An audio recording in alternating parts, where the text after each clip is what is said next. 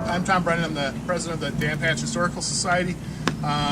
Recent president, our former president, Jen Spahn, passed away, but he served us well for 23 years, and I'm sure he's looking down at this and waiting for us to unveil this. But in 1992, the Dan Patch Historical Society was formed with the following mission: for the purpose of collection, preservation, dissemination of historical knowledge and the artifacts for the horse Dan Patch and the owner M.W. Savage.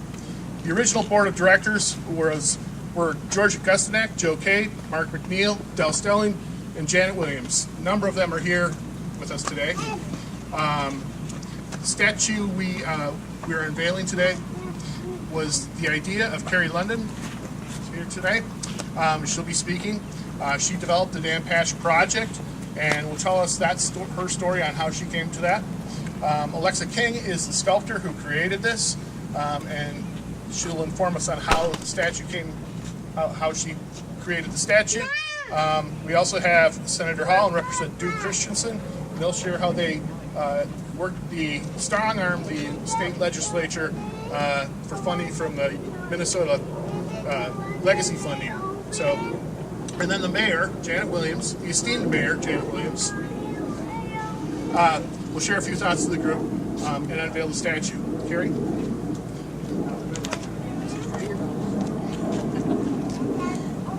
Hi, I'm Kari Lundeen, and I'm the organizer of the Dan Patch Project.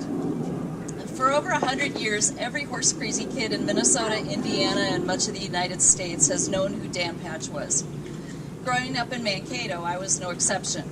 Every time my family would drive to the Twin Cities, I would beg my parents to go by the water tower so I could see Home of Dan Patch on it. As I got older and I learned more about this great horse and his owner, Marion Savage, I would go through town hoping I could spot some remnant of his barn, or better yet, the indoor track. Years passed until one very cold winter day in 2015, I was reminded of him and found myself wondering if he really was as great as I thought he was as a kid. So I picked up a book, and I quickly realized not only was he that good, he was among the greatest of all time. He set a world's record that was unequaled for 30 years and unbeaten for 50. He was the first athlete to ever endorse a product. You could argue that without him, there'd be no Air Jordans. And wherever he went, without the aid of radio, TV, telephone, instant replay, or the internet, literally hundreds of thousands of people would show up just for the chance to see him in person. I quickly realized that horses of that caliber are remembered in bronze all over the world. There's a sculpture of Secretariat at Belmont Racetrack, Man o' War at the Kentucky Horse Park, and Seabiscuit at Santa Anita in California. But nowhere was there one of Dan Patch, and that's when I had a crazy idea. Thanks to my own horses, I happen to be friends with the greatest equine sculptor in the world, Alexa King. She's the artist who created the sculpture of Barbaro that's outside the gates of Churchill Downs. So I called her and I asked her, "Do you know who Dan Patch was?" Without hesitation, she exclaimed, "I grew up in Indiana. Of course I do." That's when Alexa, her husband Eric, and an assortment of volunteers began the 3-year journey to fundraise for and craft 2 sculptures. The one here in Savage, the home of Dan Patch, and a second one where he set the world's record, the Minnesota State Fairgrounds. We would not be here today if not for the open-mindedness of the Dan Patch Historical Society, the enthusiastic support of Senators Hall, Representative Christensen, Representative Alice Hausman, and most especially, the persistence, patience, leadership, support, and friendship of Mayor Janet Williams. Finally, thank you, Alexa and Eric, for going along with this crazy idea in the first place.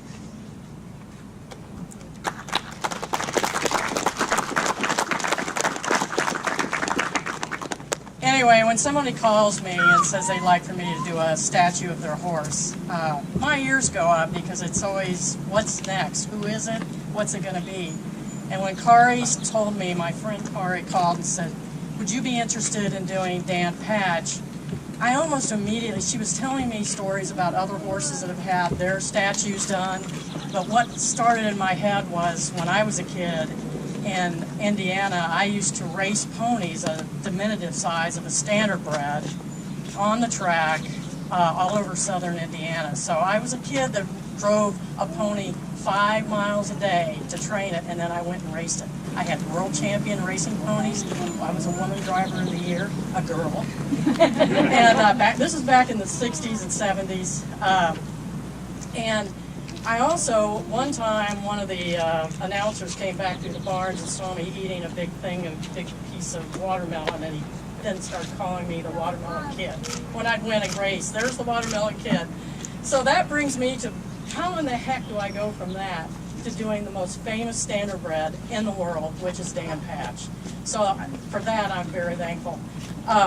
Another thing is Indiana has a long history of standardbred racing, and the small town that I lived in when I grew up had when I would go to the feed mill, there was a sign next to the road where the railroad tracks were that had Dan Patch raced here. It's like, where? It's in town. So once I started on this project, I started doing a little bit of research and found out that there was a track there back in the old days, and there were standardbred horses and a horse by the name of Dan Patch that had raced at that track. So that brings me to trying to explain to people how I do this. I had all kinds of people give me photographs, information. I read the books, looked at social media on the internet, all kinds of things, to try to figure out what this horse looked like. And when you look at these older photographs, some of them have been, they've been worked on or they've been printed 15 times, and the horse is a little bit dark, not a lot of detail.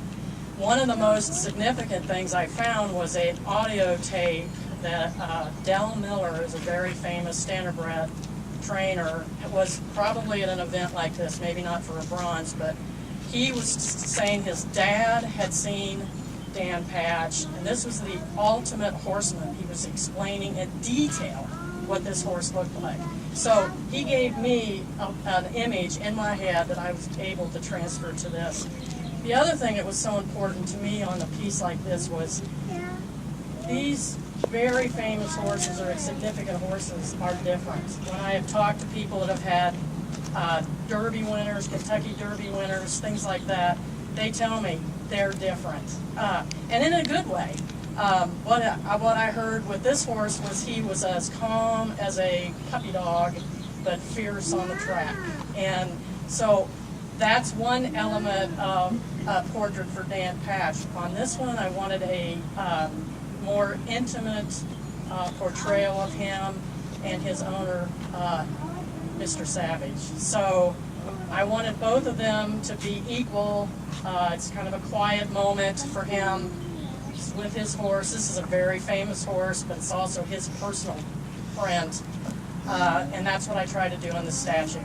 So that's what I did. You'll see that shortly.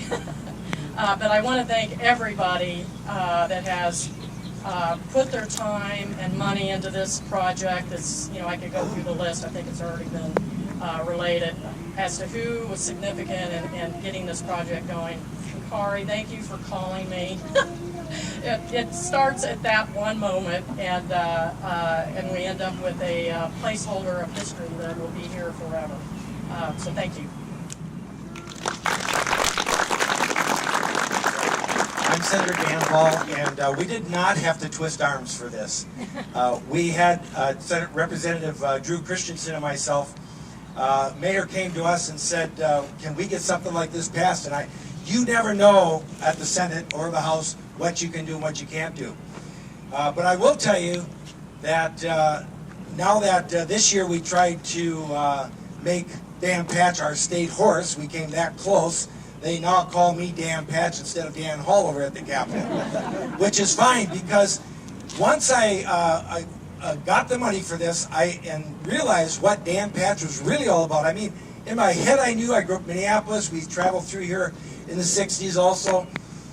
But when I started reading his record and getting excited about, nobody expected him to do anything because of his knees were twisted when he was young, and somebody believed in him.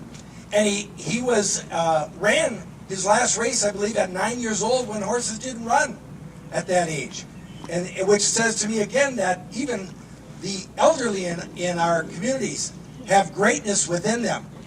So I was pretty excited, and you can tell if you ever look at the tapes when I presented the Making Dan Patch the state horse, they all thought, boy, you're really excited about this.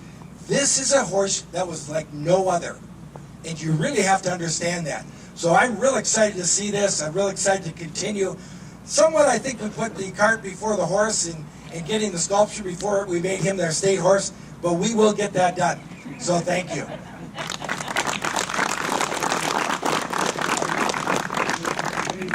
Thank you all for being here. Thank you, Senator Hall and Mayor Williams and everyone who was involved in getting this statue done.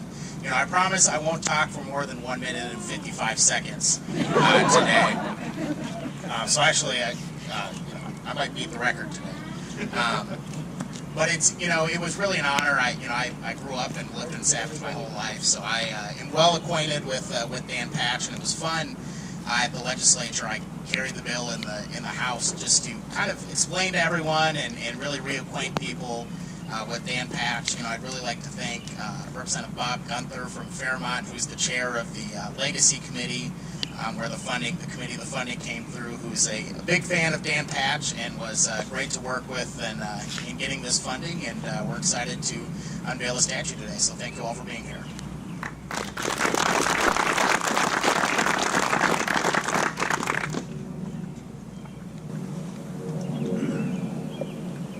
Over 20 years ago, when this beautiful library was built, the City Council said that they wanted the rich history of the city depicted, from Dan Patch, Mr. Savage, Camp Savage, shipbuilding, the ports of Savage, and more. Thus, the Heritage Room opened through a partnership with the city and the Dan Patch Historical Society. The Friends of the Library applied for a grant for public art when the building opened 21 years ago, and they were disappointedly denied.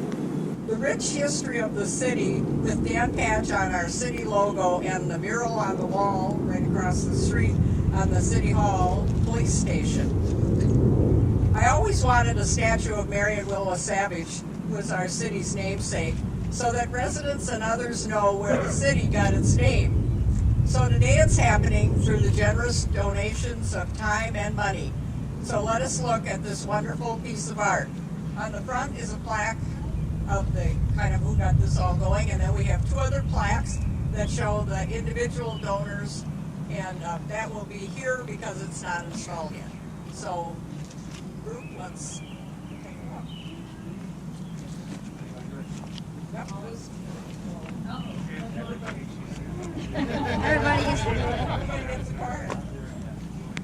And a replica of this is on the Dan Patch button this year. Ready? Okay.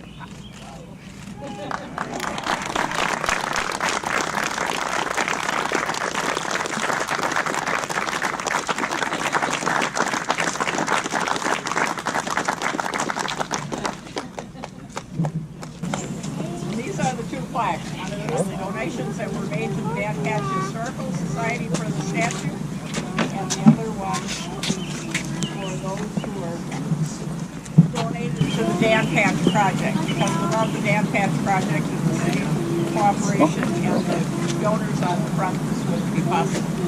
Throughout Dan Patch Days, we've been selling buttons and have a drawing every year for something that's of some significance to Dan Patch. So today we have the winners of the horseshoe hunt who are going to draw the names of the two winners.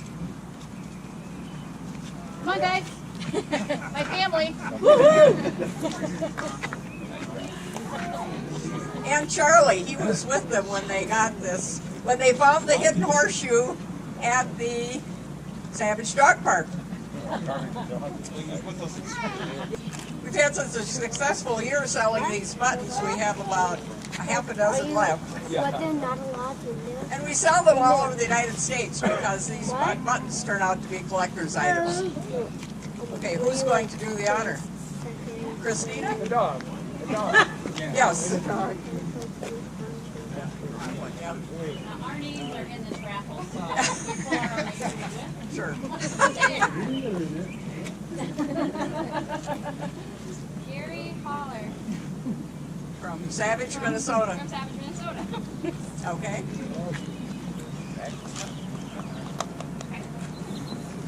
And this is the coat rack that's made with the original wood from the Dan Patch Depot. That's fashioned also with the square nails that are in the depot.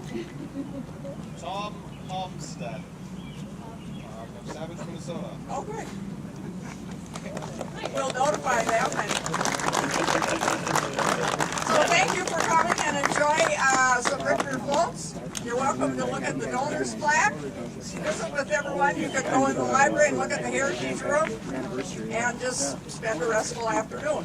So thank you.